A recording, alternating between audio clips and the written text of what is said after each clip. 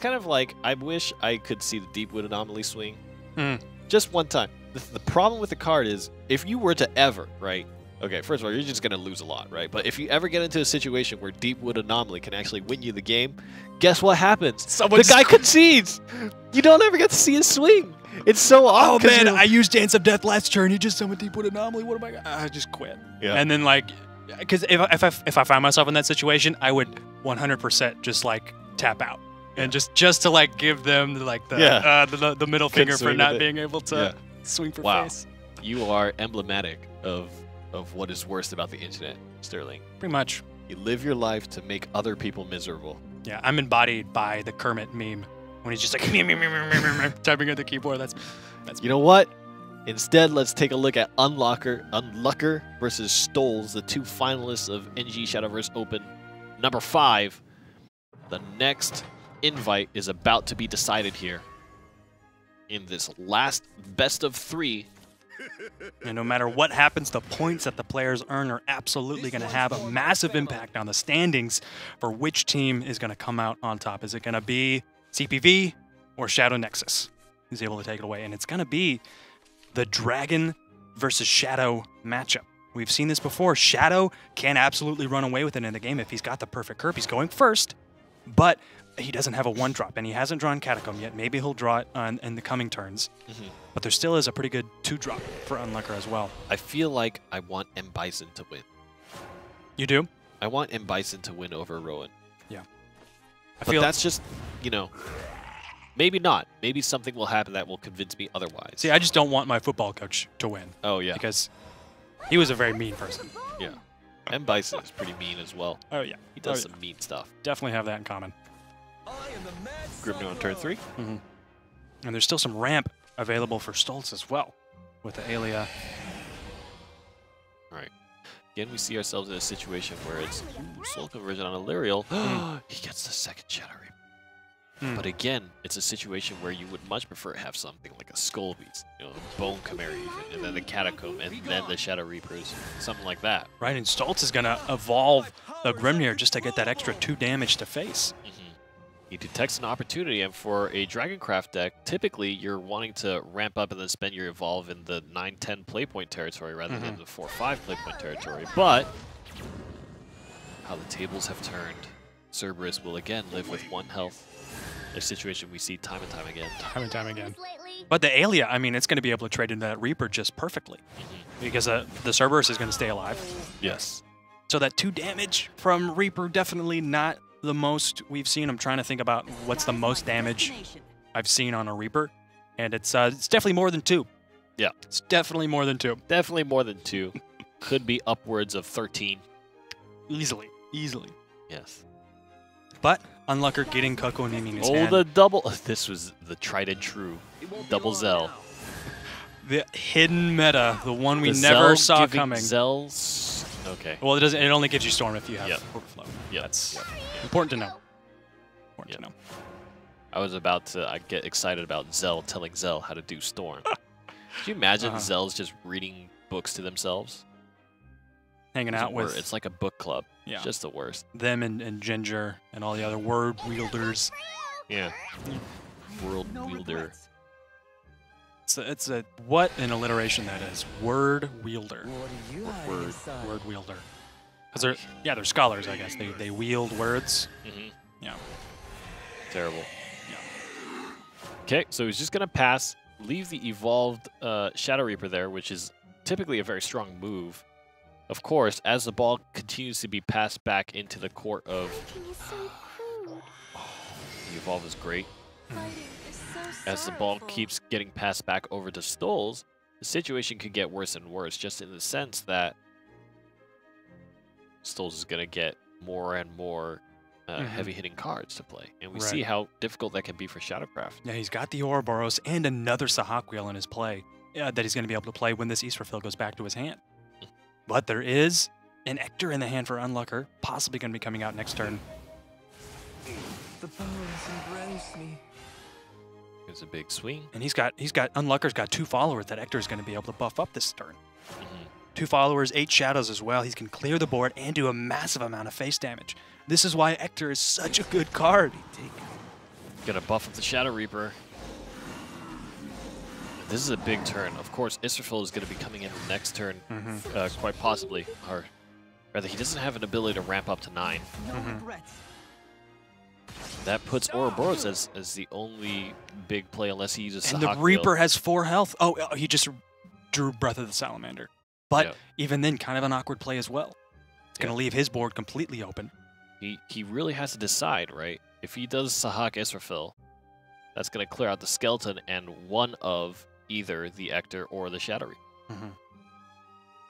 Otherwise, if he does Ouroboros, that's even more awkward, right? It's just not a good fit-all option. He's going to go for the Israfil. Perhaps evolving to make sure he clears a little more. Oh, he nearly lost a card, actually. Time to say goodbye. Yep, trading into the Ector, leaving Unlucker with just 1 follower on his side of the board. And again, we find ourselves in a situation where Shadow needs to find some way to hit face.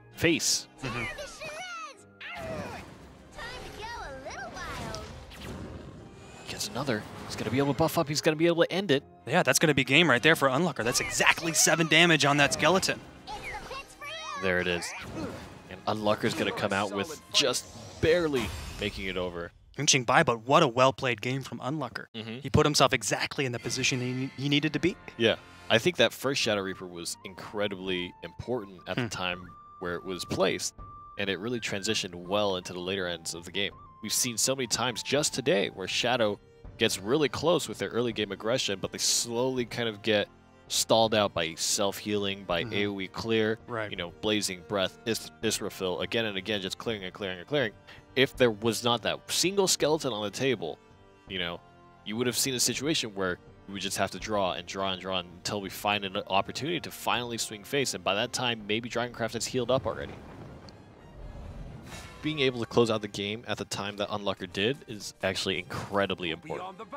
Absolutely. That's what gave him the victory, and if he wins this again in this Dragon mirror matchup, he will be the Week 5 NGE champion, or Stolz could do the reverse sweep and bring it 1-1. It's entirely possible, but now we find ourselves in a Dragoncraft mirror, and neither have really great opening hands. No, I think if this was a Dragon on Shadow matchup, I think the game would certainly be over. But both players are more than comfortable waiting out until they get to those later stages of the game. Unlucker knows he doesn't need to play the Tempo Zell there. Oh my god. There's been 6 turns between the 2 players and not a card played. Or he could play Grimnir this turn if he wants to. He's thinking he's not. It's the gentleman's agreement. Okay, is he gonna break the pact? No way. He's gonna break it. He broke it. He broke it. Oh man, Unlucker. The Mad Cyclone is here. What's wrong with you, man? Oh my gosh. Ayla here. Finally, there's a play that somewhat makes sense, and even then it was just about to get to the point where it's like, Yeah, right. They basically just did a speed version of ramping. Yeah, definitely. What a massive change of pace that we've seen from these Shadow matchups. We've seen a sword-on-sword matchup, which is still very fast-paced, but the first time we've seen a truly late game battle. Gonna wipe out the LN. That puts actually Stolz possibly a play point ahead, right? There was 1 ramp from Unlucker through the Draconic Fervor, and now the decision is, does Stolz want to further extend that situation? Is it really that valuable? Right, you have to think about that, because there might be a turn 7, turn 8, turn 9 play that might make more sense. Right, the healing from Draconic Fervor, it's you know, it's nice. Definitely in the later stage of the game, I think the draw is really what makes the card still viable in the late game. When you're able to draw into those options in the early game, right on turn 5, Unlucker, he was able to get that extra play point and some draw as well. I think he's reluctant to play the Fervor because he might want the healing here, but the play point is about to be capped out. That was a Sibyl!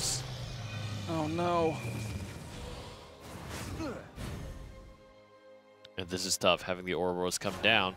Being a turn ahead is really important right now, because if you just start trading blows, if you can't find a good point to play off of, then you're just swapping places, kind of slapping each other in the face.